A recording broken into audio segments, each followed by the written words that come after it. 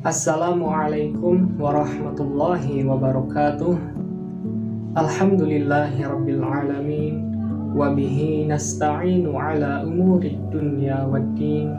Allahumma salli wa sallim ala habibina wa syafi'ina wa maulana Muhammadin sallallahu alaihi wasallam wa ala alihi wa sahbihi wa man tabi'ahum bi ihsanin ila yaumiddin.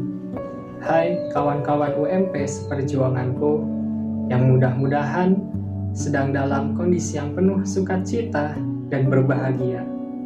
Saya Alam Hadi Pranata dari kelas B sebagai perwakilan dari kelompok 6 mata kuliah studi Islam yang dibimbing oleh Pak Muhammad Muammar LC. Kami kelompok 6 beranggotakan Arina Izatun, Izminada, Alam Hadi, Ferdian Dwi, dan Destia Aufa. Materi yang akan kami sampaikan bertemakan tentang Islam, persoalan hidup, dan kerja, yang dibalut dalam sebuah presentasi yang ringan dan sederhana, yang mudah-mudahan kawan-kawan semua bisa memahaminya dengan baik. Kemudian saya mewakili kelompok 6 mohon maaf kepada teman-teman bila ada kesalahan dalam penyampaian materi, baik dari kesalahan kata yang diucapkan maupun intonasi yang kurang mengenakan pada teman-teman. Dan kami berterima kasih pada kawan-kawan semua yang mau memperhatikan kami dengan seksama. Semoga materi ini bisa dipahami dengan baik. Sekian dari saya. Wassalamualaikum warahmatullahi wabarakatuh. Selamat mendengarkan. Hakikat hidup dan kerja. Dalam diri manusia terdapat apa yang disebut dengan nafs sebagai potensi yang membawa kepada kehidupan. Dalam pandangan Al-Quran, nafs diciptakan Allah dalam keadaan sempurna untuk berfungsi menampung serta mendorong manusia berbuat kebaikan dan keburukan. Allah Subhanahu wa Ta'ala katakannya dalam Al-Quran surat Al-Syams ayat 7-8, yang artinya demi nafs serta penyempurnaan ciptaannya Allah mengilhamkan kepada kejahatan dengan ketakwaan. Selain nafs, dalam diri manusia juga terdapat qalb yang sering diterjemahkan hati. Seperti dikemukakan di atas bahwa nafs ada dalam diri manusia, qalb pun demikian. Hanya saja qalb merupakan wadah dipahami dalam arti alat, sebagaimana firman Allah dalam surat Al-A'raf ayat 179 yang artinya mereka mempunyai qalb tetapi tidak digunakan untuk memahami. Manusia juga memiliki akal. Kata akal dalam Al-Quran menggunakan bentuk kata kerja masa kini dan lampau. Dari segi bahasa, kata ini dapat diartikan tali pengikat atau penghilang. Sekian. Rahmat Allah dan pahala bagi orang yang rajin bekerja.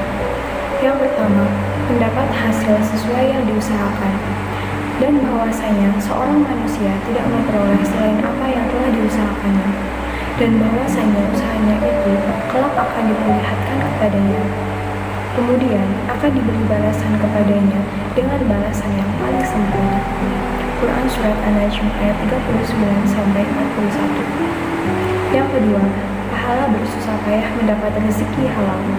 Sesungguhnya Allah Ta'ala senang melihat hambanya bersusah payah lelah dalam mencari rezeki yang halal.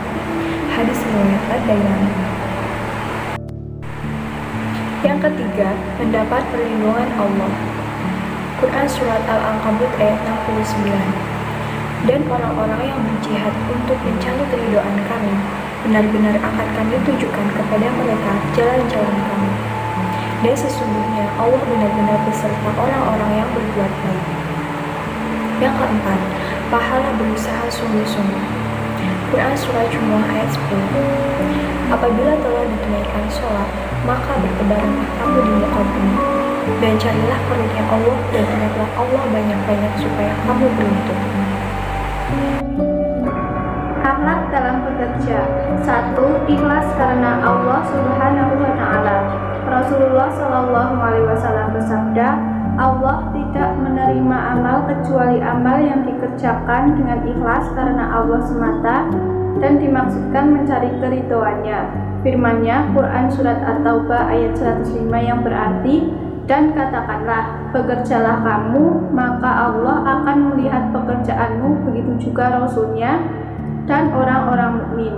Dan kamu akan dikembalikan kepada yang maha mengetahui yang gaib dan yang nyata. Lalu diberitakannya kepada kamu apa yang telah kamu kerjakan. 2. Jujur. Jujur merupakan pangkal kebaikan yang akan membawa pelakunya menuju kebahagiaan dunia dan akhirat. Perwujudan jujur dalam bekerja diantaranya adalah tidak mengambil yang bukan miliknya, tidak berbuat curang, harus disiplin dan amanah. Rasulullah Shallallahu Alaihi Wasallam bersabda, hendaklah kalian bersifat jujur, karena kejujuran membawa kebaikan dan kebaikan membawa ke surga. Hadis riwayat Bukhari. 3. Tawakal. Tawakal adalah menyerahkan segala perkara dan usaha yang dilakukan kepada Allah Subhanahu wa Ta'ala sebagaimana firman-Nya. Dan Dia memberinya rezeki dari arah yang tidak disangka-sangkanya.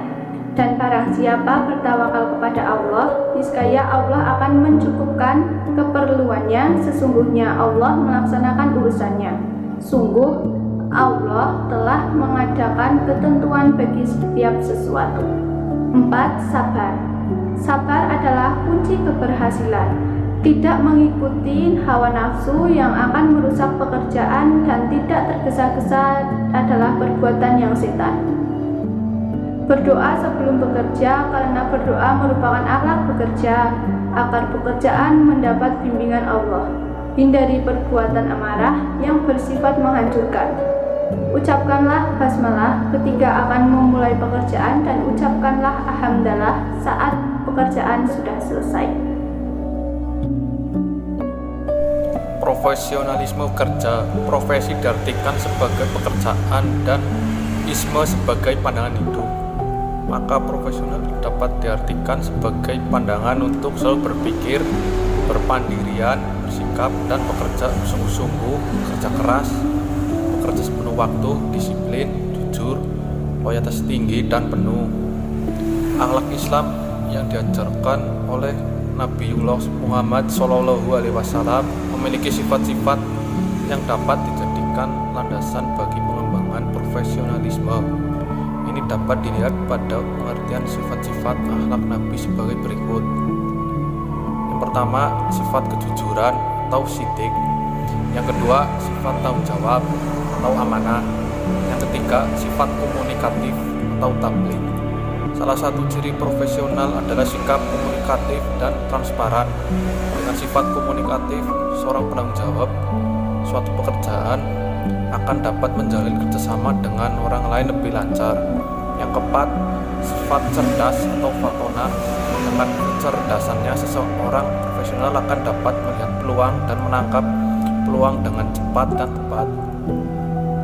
Selanjutnya, profesionalisme kerja. Di samping itu, masih terdapat pula nilai-nilai Islam yang dapat mendasari pengembangan profesionalisme, yaitu yang pertama, bersikap positif dan berpikir positif, husnuzon. Yang kedua, memperbanyak silaturahim. Dalam tradisi ini akan terjadi saling belajar, bertindak efektif dan efisien, artinya merencanakan, mengerjakan, dan mengevaluasi sebuah kegiatan dengan tepat sasaran. Yang keempat, memberikan upah secara tepat dan cepat. Beri upah kadarnya akan mendorong seseorang pekerja atau pegawai dapat memenuhi kebutuhannya.